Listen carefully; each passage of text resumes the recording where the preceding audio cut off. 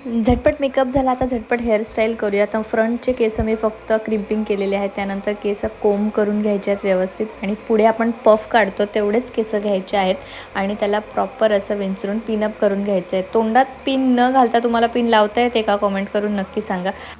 हा गॅट्सबायचा स्प्रे आहे, तो आपल्याला स्प्रे करून घ्यायचा आहे हेअर्सवरती व्यवस्थित आणि त्यानंतर कोंबने परत विंचरून घ्यायचं आहे म्हणजे केस बाहेर निघणार नाहीत. त्यानंतर खालचे थोडेसे हेअरसुद्धा परत आपल्याला घ्यायचे आहेत आणि व्यवस्थित ते टक करून घ्यायचे आहेत पिनमध्ये.